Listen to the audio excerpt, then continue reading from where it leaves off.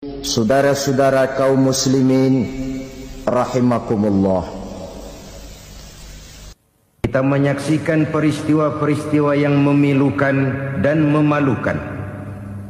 PHK terjadi di mana-mana, pengangguran meningkat, harga-harga membumbung tinggi, daya beli rakyat semakin lemah.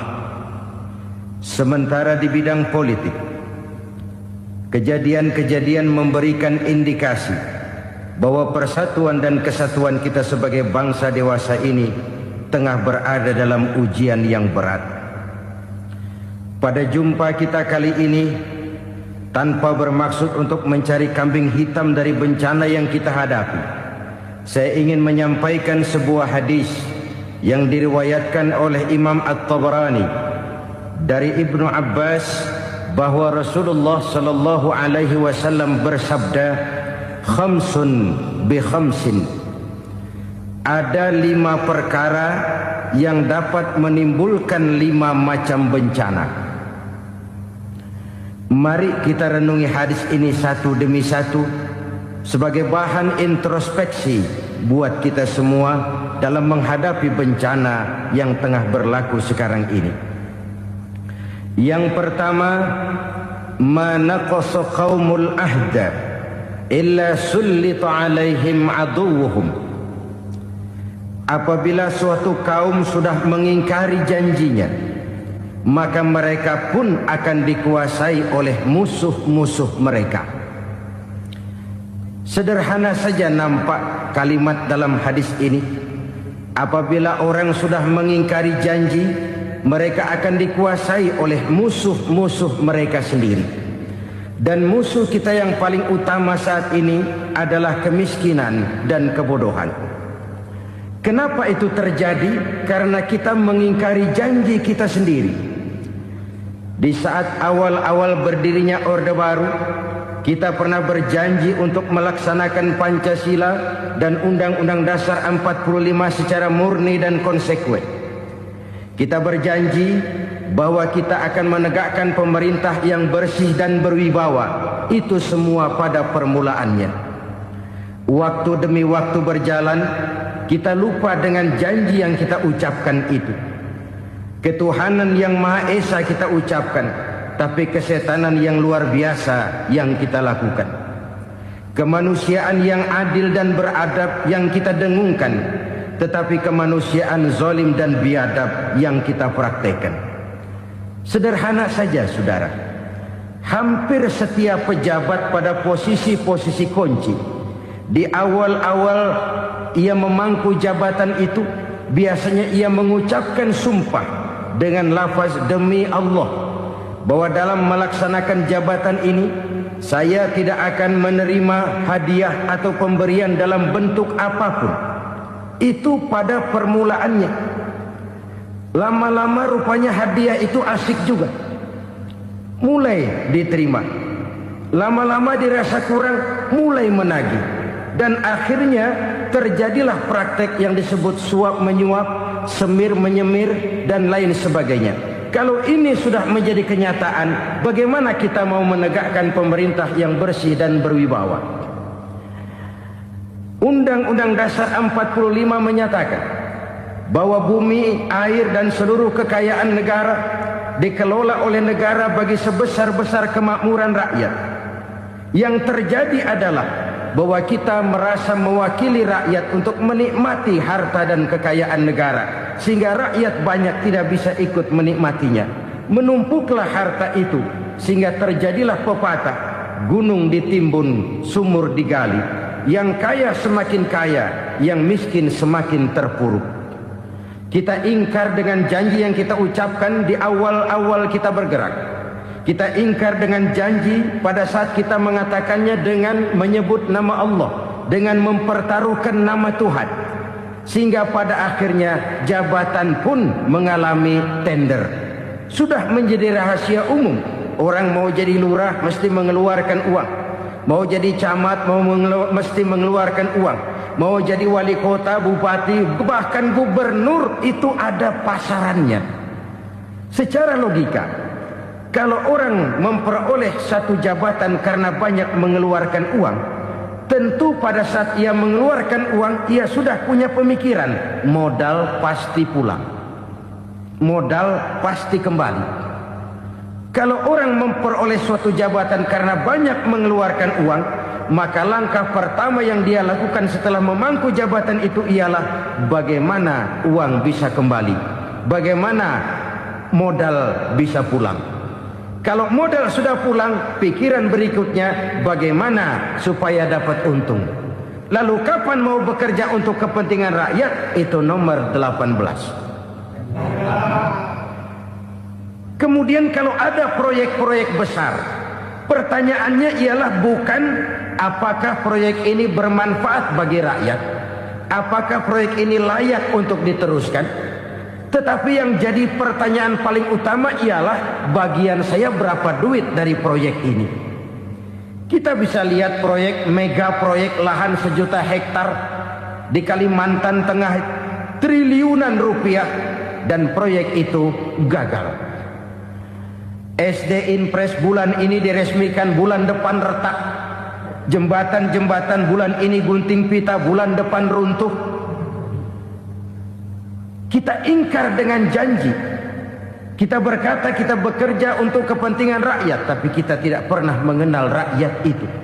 Apabila suatu kaum sudah mulai mengingkari janji, maka mereka akan dikuasai oleh musuh-musuh mereka. Akibatnya tersusunlah barisan-barisan sakit hati, yang makin lama makin menjadi bola salju, menggelinding membesar, dan kemudian terjadilah hal-hal yang tidak kita inginkan lagi. Apabila suatu kaum sudah mengingkari janji, maka mereka akan dikuasai oleh musuh-musuh mereka. Ini penyebab bencana yang pertama. Kita tidak konsekuen. Tadinya kita dengan lantang teriak-teriak berantas korupsi, ganyang korupsi. Pada waktu kita belum mendapat kesempatan. Setelah kita naik punya kesempatan, rupanya korupsi enak juga dirasa. Terjadi pergeseran nilai, orang luntur, kehilangan idealisme awal. Lalu untuk menghibur diri, menutup kesalahan, kita gunakanlah pepatah bahwa tidak ada gading yang tak retak, bahwa kita harus mikul dur mendem jeruk. Itu semua cuma sebagai dalih agar kesalahan kita tidak dibicarakan orang lain. Padahal kita sendiri yang mengingkari janji. Kita yang keluar dari komitmen awal kita. Kita berjanji melaksanakan Pancasila dan Undang-Undang Dasar 45 dengan murni dan konsekuen. Kita berjanji untuk menegakkan pemerintah yang bersih dan berwibawa. Namun dalam kenyataannya itu tidak kita laksanakan dengan sebagaimana mestinya. Kita bergeser, kita mengalami proses degradasi, peluncuran nilai, dan akhirnya terbentuklah barisan-barisan sakit hati yang semakin lama semakin membesar itu. Kita harus introspeksi. Memang kalau zaman sedang susah, biasanya kambing hitam laris, tukang kompor gentayangan. Itu dari dulu selalu mencari kambing hitam. Karena itu kita tidak bicara orang, kita tidak bicara siapa yang salah, kita bicara sistem. Dan sistem itu bisa mengena siapa saja. Kalau orang sudah mulai mengingkari janji, bergeser dari komitmen awal, itu sudah mulai ia mengalami proses peluncuran, proses degradasi. Ini penyebab yang pertama. Kita tidak lagi konsekuen bahwa bumi, air, sumber daya alam adalah milik negara, dikuasai oleh negara, digunakan bagi sebesar-besar kemakmuran rakyat. Ternyata rakyat yang makmur itu tidak merupakan gambaran yang menyeluruh dari rakyat kita. Undang-undang dasar kita menganut ekonomi kekeluargaan, tapi yang kita praktekkan adalah ekonomi keluarga. Kalau bukan keluarga nggak dapat proyek. Kalau bukan keluarga nggak dapat macam-macam. kekeluargaan kita rubah menjadi keluarga. Timbullah penyakit nepotisme. Kita bergeser, kita ingkari janji, dan kita anggap kita atasnamakan rakyat. Rakyat cuma sekedar jadi address, rakyat cuma sekedar jadi alamat, tetapi kehidupan mereka tidak banyak berubah dan tidak banyak terangkat. Kaum muslimin rahimakumullah, ini penyakit yang pertama, penyebab bencana yang pertama. Yang kedua kata Nabi, wa ma hakamu bighairi ma anzalallah. Apabila hukum yang diterapkan sudah tidak lagi bersumber dari hukum Allah, illa fasha fihimul faqru, maka akan bertebaranlah kemiskinan di mana-mana. Ini artinya apa? Apabila hukum tinggal sebuah stempel, apabila hukum sudah diatur menurut kepentingan, apabila hukum sudah tidak lagi ditegakkan secara adil, maka kemiskinan merambah di mana-mana. Hukum diatur menurut selera orang yang sedang berkuasa, maka yang benar bisa jadi salah, yang salah bisa jadi benar. Hukum dalam kenyataan hidup berlaku seperti pisau. Pisau itu kan saudara lihat, yang namanya pisau dimanapun itu tajamnya ke bawah, ke atas tumpul. Kalau hukum itu, kalau untuk rakyat, hukum itu tajam bukan main, cepat sekali dilaksanakan. Tapi giliran menengah ke atas, yang gedean dikit berbuat salah, hukum tumpul. Hukum pura-pura tidak dengar. Akibatnya terluka rasa keadilan rakyat. Satu kasus rakyat diam, dua kasus rakyat diam, tiga kasus rakyat diam, kasus terakumulasi di hati rakyat. Luka rasa keadilan, dan itu menjadi sumber bencana. Penjarahan, kita tidak setuju itu, tapi kita harus melihat kausalnya. Itu kan tidak berdiri sendiri. Itu kan karena terlukanya rasa keadilan rakyat, melihat kesempatan ini tidak merata. Kalau rakyat ini yang ngajukan kredit ke bank, walaupun jumlahnya cuma jutaan, ratusan ribu, susahnya 17 setan. Tapi ada orang-orang tertentu yang agunannya palsu, jaminannya palsu, bawa kata belece, bukan cuma miliaran, triliunan kredit bisa keluar. Terluka rasa keadilan, hilangnya kesempatan. Rakyat cuma dapat kesempitan, jarang dapat kesempatan. Dari lukanya rasa keadilan ini, memang ya entah lipstik, entah basa-basi, dibentuklah tim ini, dibentuklah badan pengawas ini, dibentuklah tim ini. Kalau membentur tahu, hancur tahu. Tapi kalau tim yang dibentuk membentur karang, bukan karangnya yang hancur biasanya, timnya yang bubar. Kenapa? Yang dibentur batu karang yang sangat keras. Kita main-main dengan hukum, kita tidak konsekuen dengan hukum. Luka rasa keadilan, dan itu terakumulasi. Edi Tamsil, rakyat tahu, terakumulasi, menguap begitu saja. Kasus-kasus lain rakyat tahu, menguap begitu saja. Ketidakadilan terakumulasi, mengendap di hati rakyat, menunggu ledakan. Pada saat sumbu meledak, rakyat tidak bisa dibendung lagi. Oke, kita tidak setuju dengan penjarahan, tapi jangan melihat itu sebagai peristiwa yang berdiri sendiri. Kenapa itu terjadi? Kausalnya kenapa? Oke, kita tidak setuju memang, tapi yang dijarah oleh rakyat kan memang cuma untuk perut. Yang dijarahkan beras, yang dijarahkan televisi, yang dijarahkan kulkas yang masih bisa dihitung, yang memang real untuk kebutuhan rakyat. Penjara-penjara berdasi kepala botak yang menguras uang rakyat habis-habisan, enak saja melenggang dalam kehidupan ini. Makin terluka rasa keadilan rakyat. Apabila hukum yang diterapkan sudah menyimpang dari keadilan yang diajarkan Allah, fasyafihimul fakru, bertebaranlah kemiskinan. Aneh, memalukan, memilukan. Sebuah negara agraris yang katanya pulaunya hijau royo-royo, gemari palau jenawi toto tentem kertora harjo, yang tahun 93 pernah mendapat penghargaan dari FAO, Badan Pangan Sedunia, sebagai negara yang berhasil dalam swasembada pangan.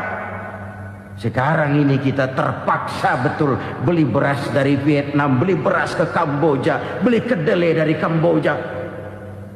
Kenapa? Lahan sawah kita habis ditanami pabrik. Teknologi kita, teknologi loncatan yang non-applied, tidak terpakai oleh kita. Lantas lahan yang tidak bisa kita tanami, kita paksakan lahan-lahan gambut menjadi tanah pertanian yang subur dengan biaya triliunan, dan kita gagal. Kita cari jarum dan kapak hilang. Kita mau jadi negara industri dengan loncatan teknologi yang maju, kita lupakan pola pijak kita sebagai negara agraris, dan akhirnya kita kecolongan. Lihatlah dewasa ini, rakyat kita antri sembako di mana-mana. Di sebuah negara agraris, ketidakadilan melahirkan kemiskinan, kemiskinan moral dan kemiskinan material. Kemiskinan moral, rakyat nggak percaya lagi sama pejabat. Rakyat mengalami krisis figur. Orang alah lu ngomong dah sama ember.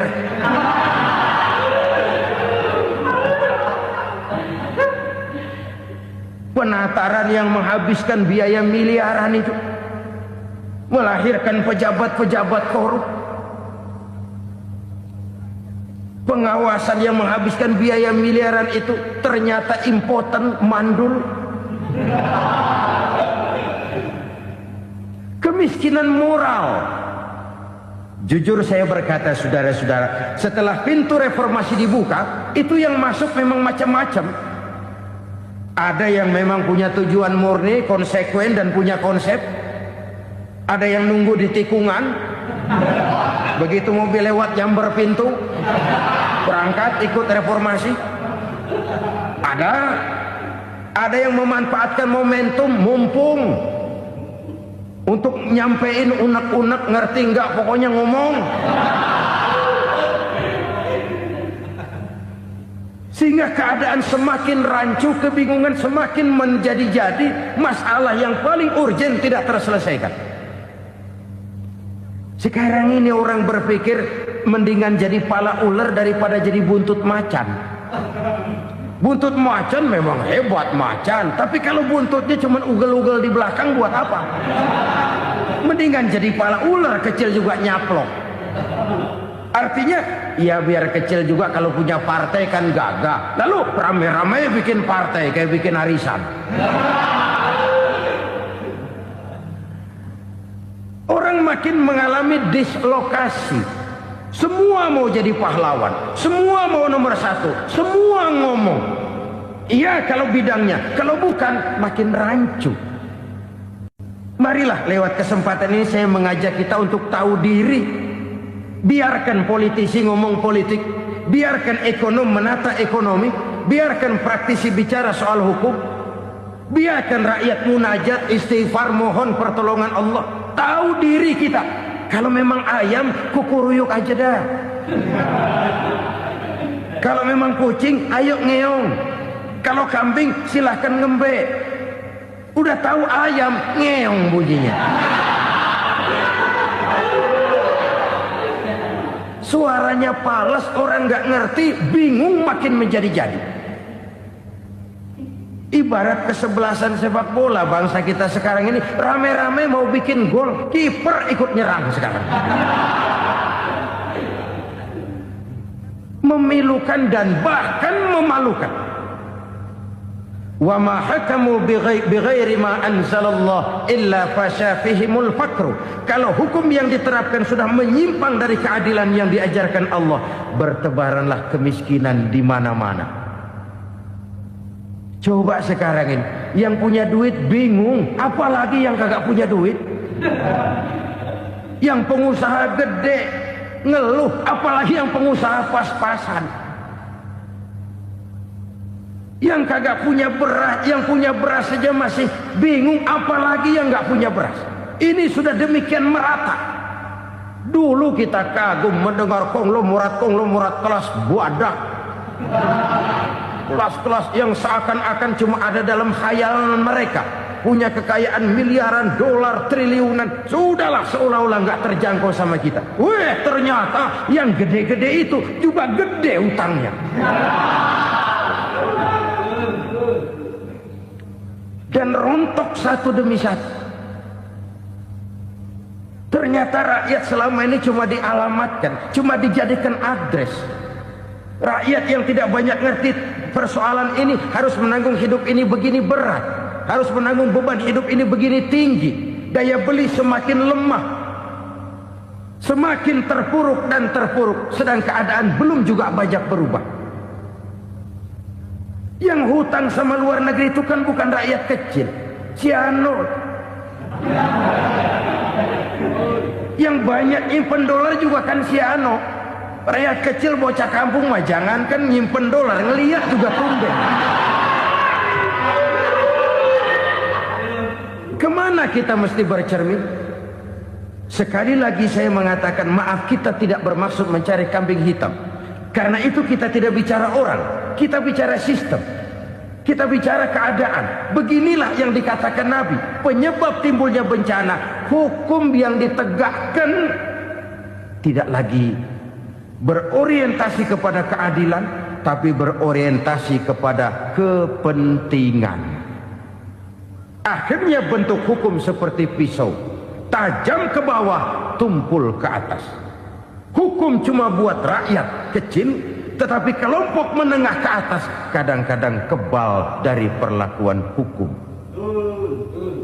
Maka bertebaranlah kemiskinan. Iya, kemiskinan moral berupa lukanya rasa keadilan. Kalau rasa keadilan terluka, orang kan nunggu kesempatan, saudara.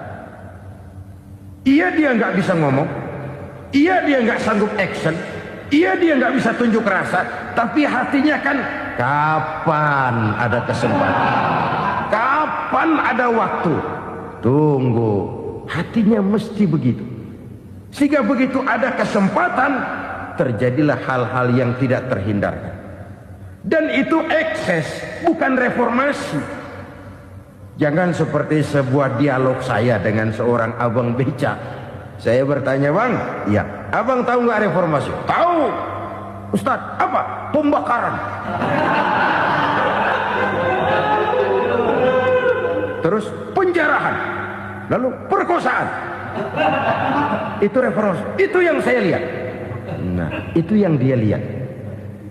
Saya tentu tidak menyalahkan abang beca kita, karena memang itu yang dia lihat dan sejauh itu wawasannya. Tapi ini indikasi bahwa banyak rakyat kita yang belum bisa menggunakan kebebasan secara bertanggung jawab. Padahal kebebasan tanpa tanggung jawab tirani. Sebuah contoh gampang-gampangan. Saya beli radio, saya setel di kamar saya, lalu saya bilang, ini radio gue. Yang beli gue, pakai duit gue setel di kamar gue, sekeras-kerasnya, gak ada urusan sama orang lain. Itu kata saya. Tetapi tetangga saya sebelah rumah kan boleh juga ngomong begitu. Kata tetangga saya, ini mata gue, yang ngantuk gue tidur di kamar gue. Kenapa suara radio lu nyampe kemari? Artinya apa ini? Kebebasan saya nyetel radio dibatasi oleh kebebasan tetangga saya yang mau tidur. Tidak ada kebebasan mutlak. Kebebasan mutlak tanpa tanggung jawab kembali akan melahirkan tirani, kembali akan melahirkan pemaksaan kehendak. Dan itu lagi-lagi bukan demokrasi. Saudara-saudara kaum muslimin rahimakumullah. Ini penyakit yang kedua, lukanya rasa keadilan, terutama di kalangan rakyat kecil. Itu mengendap menjadi akumulasi dan menunggu giliran kapan bisa dimuntahkan. Dengan kata lain, rakyatnya udah banyak banget makan yang perutnya jadi enek, nyelam. Kapan nunggu muntahnya? Udah begini banyak akumulasi yang mereka pendam di perut ini, sehingga ketika terjadi kesempatan itu sudah tidak terkendalikan lagi. Kita out of control. Saya tidak mentolerir sikap-sikap kekerasan. Bahkan saya lebih cenderung bahwa kalau di rumah kita banyak tikusnya, tikusnya saja racuni, jangan rumah dibakar. Bahwa ada korupsi, iya. Ada kolusi, memang. Ada nepotisme, tentu. Tetapi tikusnya saja racuni. Jangan rumah dibakar. Masa mau ngusir tikus bakar rumah? Tikusnya lari, tikusnya selamat, rumahnya ewes-ewes.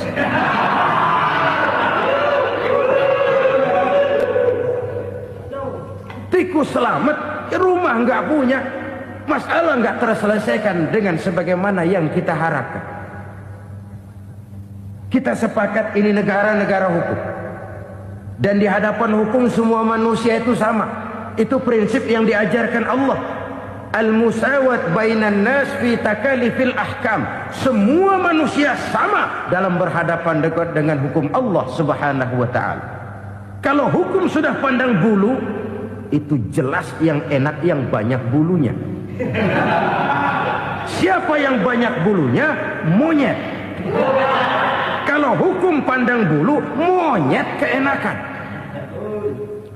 Saudara-saudara kaum muslimin rahimakumullah, introspeksi. Mari kita bercermin bagaimana perjalanan hukum selama ini. Kalau introspeksi ini kita temukan, lalu ada upaya untuk memperbaiki diri. Jangan menggunakan tak ada gading yang tak retak, mikul duwur mendem jero untuk menutup-nutupi kesalahan orang. Padahal kesalahan itu sedemikian besar. Padahal rakyat kita tiap hari antri sembako. Ada yang sehari sekali makan. Ada yang makan sudah bercampur tiwul. Ada yang nasi sudah dicampur pisang, balik jadi orok lagi. Macam-macam upaya rakyat untuk menangsal perut ini. Lalu rakyat ditenang-tenangkan, lebih baik puasa Senin Kemis sambil menghadapi krisis ekonomi. Kenapa rakyat yang disuruh puasa? Kenapa bukan pejabatnya yang puasa lebih dulu untuk kemakmuran rakyat? Kalau rakyat yang memang perutnya udah gepeng disuruh puasa, makin krempeng perutnya. Artinya pejabat harus punya sense of politik.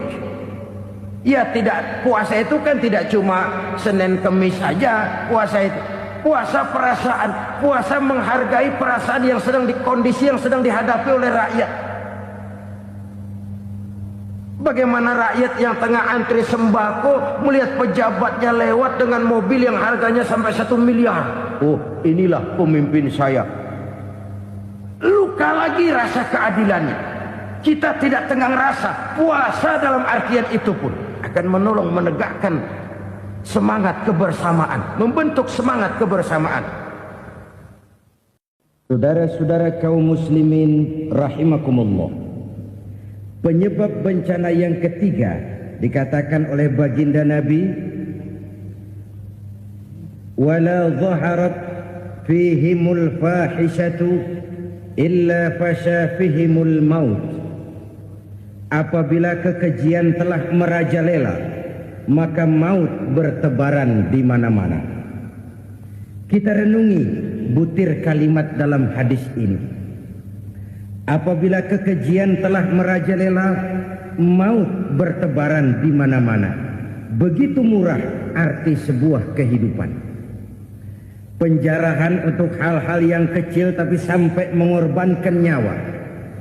Apabila kekejian sudah terjadi di mana-mana, maut pun bertebaran. Maut dalam arti berpisah ruh dengan jasad, tapi juga maut dalam arti orang bisa mati karirnya, orang bisa mati usahanya, orang bisa mati kesempatannya karena perbuatan-perbuatan keji yang selama ini tidak terbendung. Lahirlah teori mafia. Siapa yang kuat dia yang berkuasa. siapa yang lemah dia menjadi mangsa. Proyek-proyek besar yang menang tender itu ya dari itu ke itu saja. Yang pengusaha-pengusaha tidak punya koleksi, koneksi, tidak bisa bayar komisi, dapat proyek tetelan. Ada dagingnya, dikit namanya juga tetelan. Dagingnya sudah habis disantap oleh meja. Sekian puluh meja dilalui, sekian puluh amplop dikeluarkan. Sehingga yang akhirnya ya tinggal tetelan itu tadi. Maka kualitas pekerjaan pun sudah bukan lagi jadi masalah. Demikianlah mafia-mafia ini bermunculan di mana-mana. Di pengadilan terkenallah mafia pengadilan. Hukum bisa dibeli, hukum bisa dipesan menurut kebutuhan sponsor. Mafia peradilan, mafia politik, mafia ekonomi, bahkan mafia agama yang menggunakan agama sebagai kedok, menggunakan agama sebagai dalih, menggunakan agama sebagai topeng untuk melancarkan maksud-maksud politiknya pun tidak tertutup kemungkinan. Apabila kekejian telah merajalela, maut bertebaran di mana-mana. Korupsi, kolusi, nepotisme itu bagian dari kekejian. Kita selama ini kalau mendengar maksiat, itu yang terbayang cuma judi, mabuk, zina. Ya itu maksiat. Tapi korupsi, kolusi, nepotisme itu juga maksiat dalam bentuk lain. Kalau ini sudah bertebaran, maka maut terjadi di mana-mana. Jangan bayangkan cuma mati orangnya, itu sih kewajiban. Yang menyakitkan itu orangnya masih hidup tapi dibikin mati. Karirnya mati. Kenapa? Karena yang diperlukan bukan cuma orang pinter tapi orang taat. Biar pinter, kalau nggak taat minggir. Biar bodoh, kalau taat bisa nyenangin atasan, bisa nyemur. Kumaha juragan wae ayeuna nama. Itu yang kadang-kadang dapat penghargaan. Tidak ada prestasi kerja kecuali bikin senang orang di atas. Kita lihat di desa-desa jalan rusak. Kalau ada berita pejabat anak mau turun, jalan rata sekali. Sampai tanah dari mana aja dikeruk buat ngeratain tuh jalan. Pejabat pulang legok lagi jalanan. Katanya kita kerja buat rakyat, nyatanya kita cuma melayani atas. Kenapa? Terjadi lingkaran setan. Seperti kata lagu Dul Sumbang itu. Mahasiswa takut sama dosen, dosen takut sama dekan, dekan takut sama rektor, rektor takut sama menteri, menteri takut sama presiden, presiden takut sama mahasiswa. Lah muter balik lagi. Lingkaran setan. Lingkaran setan. Saudara-saudara kaum muslimin rahimakumullah. Kekejian yang merajalela, praktek-praktek mafia yang tertuang dalam kehidupan sehari-hari menyebabkan orang mati karirnya, jasad masih hidup, karir mati, itu menyakitkan. Mati bisnisnya. Rakyat kecil pernah senang ketika cengkeh booming, harganya bagus, rakyat banyak yang pergi haji. Lalu mau ditata, lahir tata niaga cengkeh, malah amburadul. Harga cengkeh jatuh, petani cengkeh kecil menjerit. Siapa yang untung? Segelintir orang. Masihkah kita pakai atas nama rakyat untuk kepentingan nasional, padahal yang nyanyi cuma segelintir orang?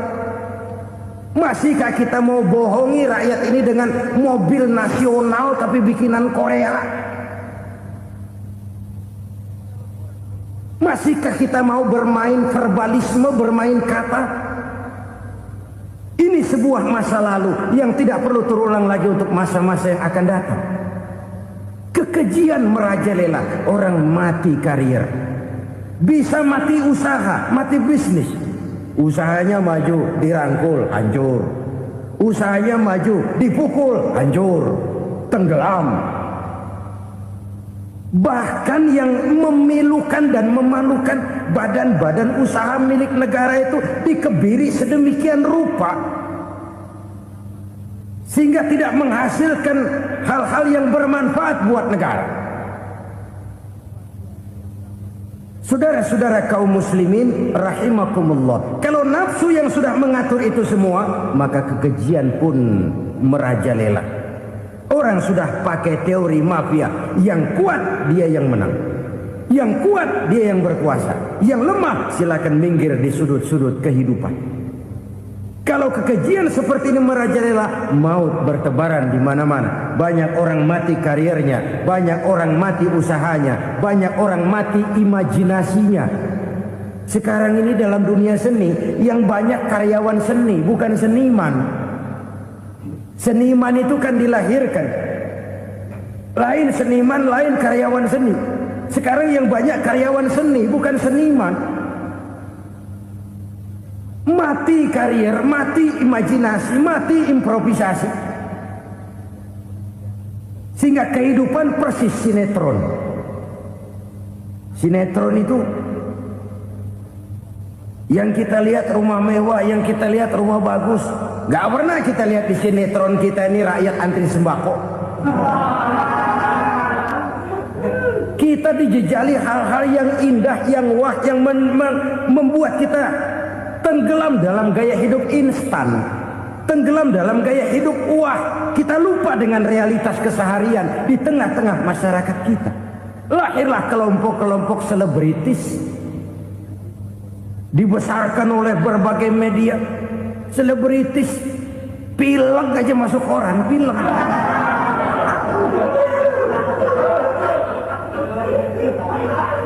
Rakyat yang pingsan antri beras nggak masuk koran. Rakyat yang semaput antri minyak nggak masuk koran. Selebritis panok masuk koran.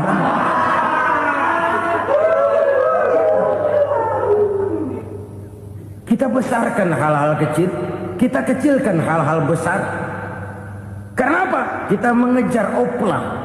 Kita profit oriented, tidak lagi berorientasi kepada realitas hidup yang kita hadapi ini. Kalau kekejian sudah merajalela kata Nabi, maka maut bertebaran di mana-mana. Maut dalam artian maut, coba lihat sekarang begitu murah nyawa. Karena 1000 perak orang mau nusuk bunuh. Karena beras seliter orang khilaf, begitu murah kehidupan.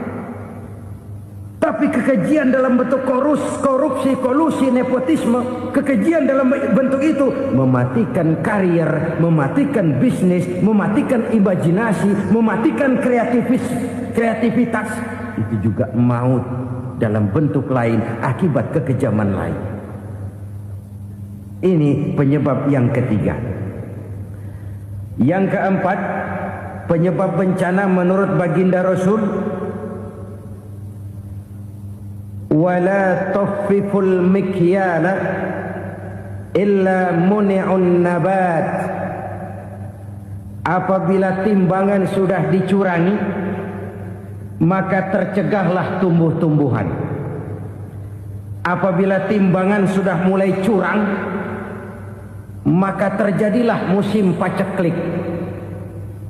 Apabila bisnis sudah bergaya mafia tadi itu, kecurangan-kecurangan terjadi, tender di balik pintu, yang dimenangkan cuma kelompok-kelompok yang bisa memberikan presentasi yang besar, muni'un nabat, terjadilah paceklik. Paceklik, panen gagal, wereng ya wereng, kemarau panjang it's okay, air sulit iya, tetapi kan semua itu ada yang ngatur. Kemarau ada yang ngatur, belalang itu ada yang ngatur, air itu juga ada yang ngatur. Yang ngatur itu yang serba maha. Kalau ia murka melihat kecurangan timbangan, Allah itu kalau murka kan gampang saja, tinggal komandoin balang, lang, hancurin tuh sawah. Konvoy belalang, konvoy. Allah tinggal ngutik angin El Nino. Mampir lo ke Indonesia, hujan gak turun-turun, kemarau panjang. Jadi kalau musim kemarau kan namanya anginnya El Nino. Kalau musim hujan anginnya namanya La Nina. Cakep namanya, kejem orangnya. Saudara lihat Cina sekarang sedang kena La Nina, banjir besar, ribuan orang meninggal. Dia mah ribuan mati kagak berasa, rakyatnya miliaran. Bangladesh lagi ngalami La Nina, India lagi ngalami La Nina. Angin, hujan, kemarau, belalang itu kan ada yang ngendaliin.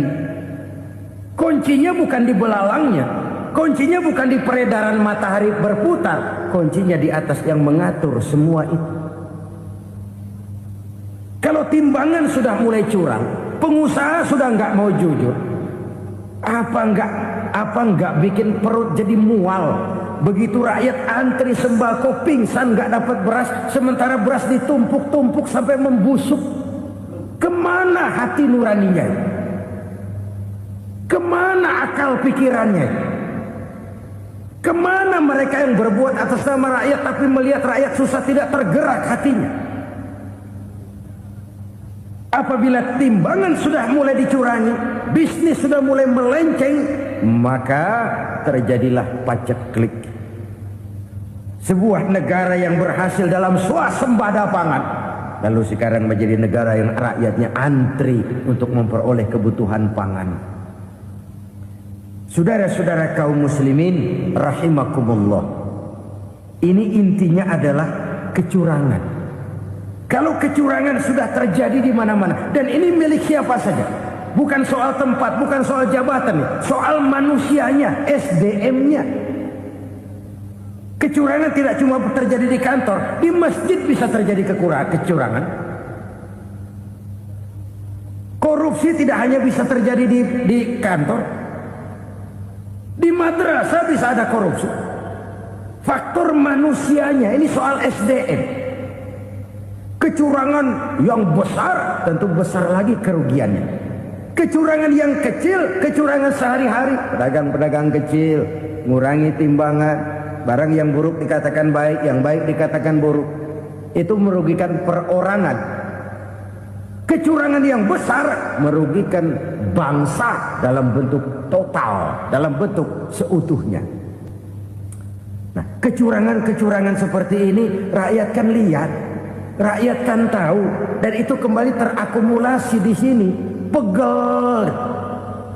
Dan jangan lupa, rakyat yang nggak ngomong itu, rakyat yang nggak bersuara itu, batinnya menjerit, jeritannya menggoncang aras, dan itu didengar Allah. Yadullah fauqal jamaah, kata Nabi. Tangan Tuhan di atas orang banyak. Jeritan hati rakyat menggoncang aras. Rakyat yang terlalu banyak dizolim, rakyat yang terlalu banyak dirugikan, ya rakyat yang terlalu banyak di atas namakan, menjerit batinnya, menggoncang aras, dan Allah bisa menggerakkan apa saja untuk membuat satu situasi. Allah bisa menggerakkan apa saja untuk membuat satu situasi. Saudara-saudara kaum muslimin rahimakumullah, ini faktor yang ketiga, timbulnya kecurangan. Faktor yang keempat maksud saya. Yang kelima, penyebab timbulnya bencana menurut baginda Nabi, wala muni'uz zakat wala muni'uz zakat illa hubbisa anhumul qatru. Apabila zakat enggan dibayar, maka tercegahlah qatrun. Qatrun ini kalau bahasa kita sembako. Maka tercegahlah kebutuhan-kebutuhan yang kita perlukan. Ini, kita tidak meragukan bahwa yang kita tuju adalah masyarakat yang adil dalam kemakmuran dan makmur dalam keadilan. Nah, antara kemakmuran dan keadilan ini memang sering tidak bisa berjalan seiring. Pada saat kemakmuran kita kejar, ekonomi kita pacu, ada nilai-nilai keadilan yang tertinggal. pada saat nilai keadilan kita tegakkan benar-benar, ada unsur-unsur kemakmuran yang terabaikan. Oke, kita bisa mengatakan kasus. Oke, kita bisa mengatakan itu sebagian kecil. Tapi kalau sebagian kecil, lama-lama kan jadi sebagian besar. Oke, kita mengejar kemakmuran. Pertanyaannya, kemakmuran untuk siapa? Oke, kita berikan kelompok tertentu kue yang besar dengan harapan nanti dia bagiin kuenya kepada yang kecil-kecil. Tapi kenyataan, mereka yang dapat kue besar akhirnya malah lupa diri dan lupa daratan. Mau makin besar, malah memeras yang kecil-kecil ini. Sekarang kan yang kecil modali yang besar. Ramai-ramai buka bank, ternyata kamuflase. Uang banknya untuk kredit perusahaannya sendiri. Nasabahnya rakyat kecil. Artinya apa? Rakyat kecil disuruh modalin orang yang udah gede. Ini karena sambar geledek urusan.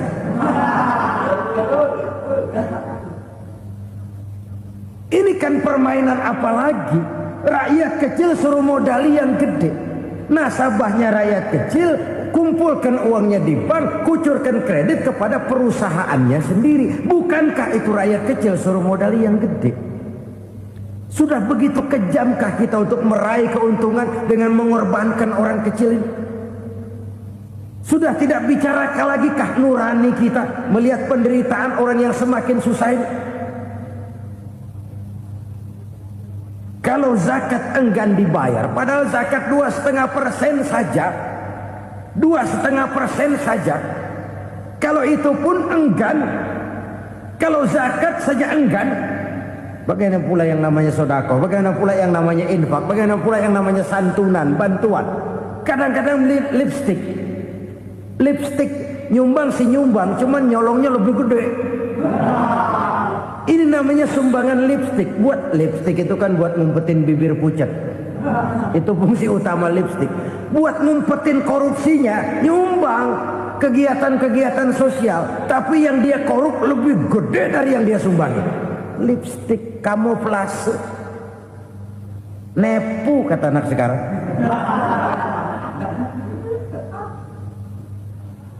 Saudara-saudara kaum muslimin rahimakumullah. Demikian berat kewajiban zakat ini sampai di zaman Sayyidina Abu Bakar pernah keluar komando perangi orang yang enggan membayar zakat. Perangi. Karena fungsi zakat adalah menjembatani antara si kaya dengan si miskin. Bahwa ada kemiskinan itu Qur'ani. Allah menyatakan, aku melebihkan rezeki sebagian kamu dari yang lain. Ini kan kesenjangan. Allah melebihkan rezeki sebagian kamu dari yang lain. Ada itu. Tetapi itu berjalan secara nature. Nah, kalau direkayasa, yang kaya semakin kaya, yang miskin semakin terpuruk, yang sudah besar dapat proyek besar, yang kecil dapat tetelan. Ini kan rekayasa namanya. Kesenjangan yang direkayasa ini yang kita harus kikis. Nah, fungsi zakat menjembatani dari sisi sosial. Dari sisi pribadi, Nabi berpesan, zakku amwalakum biz zakat. Bersihkan hartamu dengan zakat. Sekarang ada istilah nyuci uang. Uang hasil korupsi itu bisa dicuci, dijadikan uang bersih. Bukan pakai rinso, bukan. Pakai politiknya koruptor, diolah sedemikian rupa sehingga jadi uang resmi. Sudah memutik, itu termasuk yang disebut kejahatan kerah putih, white collar crime. Kejahatan kerah putih, kejahatan pakai dasi, kejahatan kelas kakap. Makanya orang mendingan goblok kagak bener daripada pinter kagak bener. Goblok kagak bener itu gampang ngurusinnya. Pintar kagak bener, ini yang berabe bener ngurusinnya.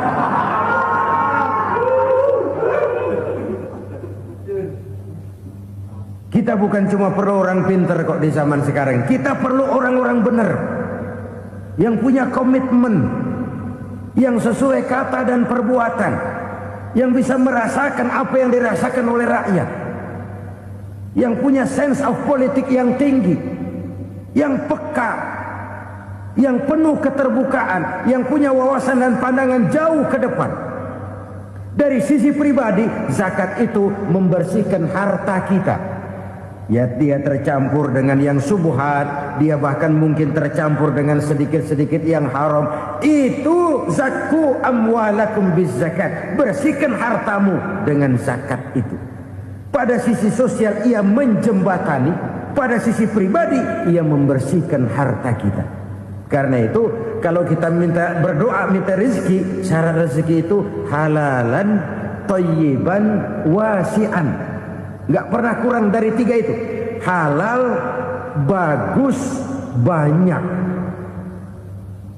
Halal, bagus, tapi sedikit, susah ngaturnya. Halal, banyak, tapi kurang bagus. Buat apaan? Bagus, banyak, tapi haram. Enggak ada artinya. Sebab kata Imamul Ghazali, kalau kau terlalu suka memakan makanan yang haram, dikunyah masuk ke dalam perut besar, digiling oleh perut besar, menghasilkan energi, menggerakkan sel-sel pembuluh saraf, kau juga akan cenderung berpikir yang haram. Kalau sudah cenderung berpikir yang haram, perbuatan pun akan mengarah kepada perbuatan-perbuatan yang haram. Dulu waktu kelompok Jimbaran 200 konglomerat Indonesia kumpul, dihimbau supaya sekian persen kasih pengusaha-pengusaha lemah. Itu kan cuma sekedar belas kasihan, tidak banyak menolong keadaan. Dan bukan itu yang diperlukan pengusaha-pengusaha kecil. Yang diperlukan adalah berikan kami kesempatan seperti mereka dapat kesempatan. Berikan kami peluang seperti mereka juga dikasih peluang. Kalau cuma dikasih 100 juta, 200 juta hari ini, usaha kami nggak ada prospeknya, peluang kagak ada, kan sama juga bohong. Diceburin ke kali, disuruh berenang, tangan diikat, mendingan mampusin ketahuan. Ayo berenang, berlomba, tangan diikat, kaki diikat. Sama saja nyuruh mati. Jadi jangan kasih ikannya, kasih kailnya. Yang diperlukan pengusaha kecil menengah ke bawah itu bukan cuma sekedar belas kasih dari konglomerat-konglomerat besar. Berikan kami peluang seperti mereka juga dapat peluang. Berikan kami kesempatan seperti mereka dapat kesempatan. Berikan kami kredit dengan kemudahan seperti mereka juga kalau minta kredit begitu mudahnya. Menciptakan peluang dan kesempatan, pemerataan. Bukan menciptakan manusia Indonesia dengan standar ekonomi yang sama. Semua rumahnya harus sama, semua punya mobil. Itu sih kebersamaan bebek. Bebek, coba lihat bebek. Satu ngalor semua. Satu ngidul semua. Kebersamaan bukan itu. Kebersamaan adalah menciptakan peluang. Kalau yang kaya bisa semakin kaya, kenapa yang miskin tidak bisa ikut naik jadi sedikit kaya? Kalau pengusaha yang sudah kuat bisa bertambah menjadi kuat dengan proyek mega proyek, kenapa yang menengah tidak bisa ikut menjadi kuat? Dan kenapa kekejian itu merajalela?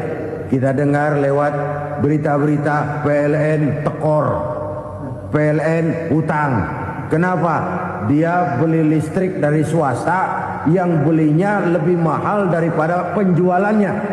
Artinya dia beli itu listrik dari perusahaan listrik swasta, dia jual kepada rakyat lagi.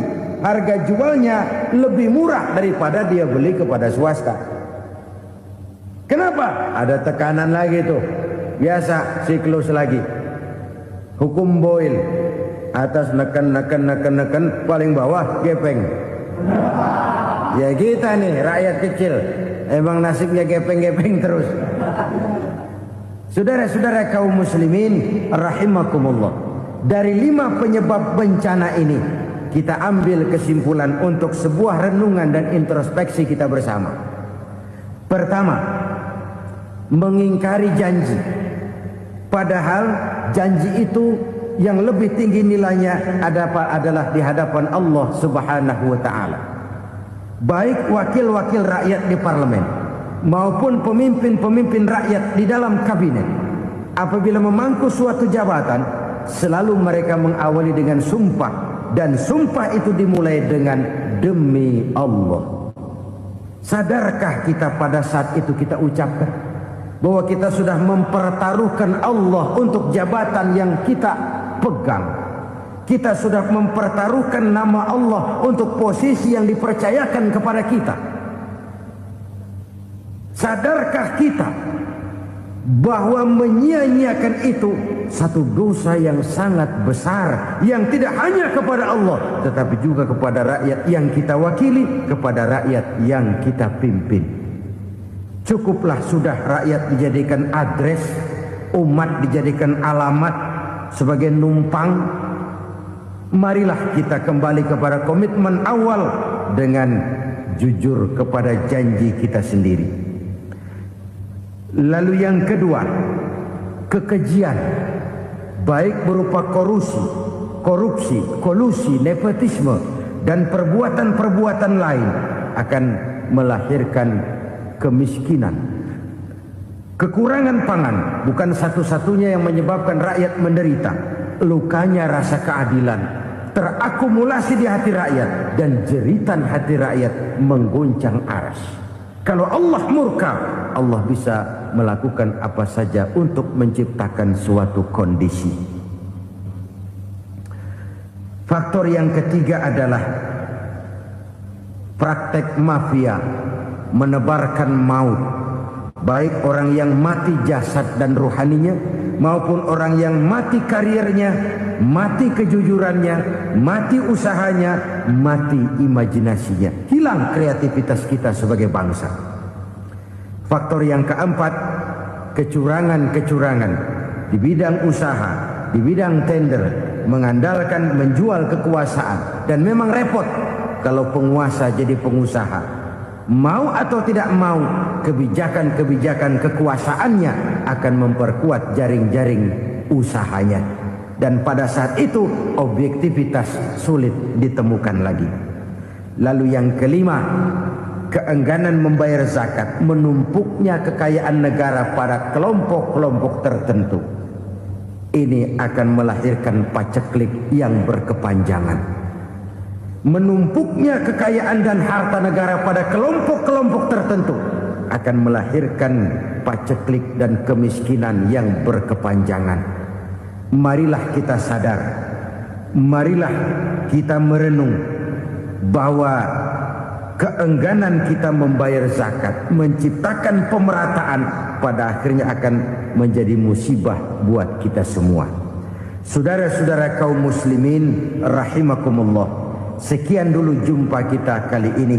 Mudah-mudahan yang saya sampaikan dari hadis riwayat Imam Tabrani ini menjadi bahan introspeksi buat kita semua. Tidak akan seorang muslim jatuh dua kali di tempat yang sama.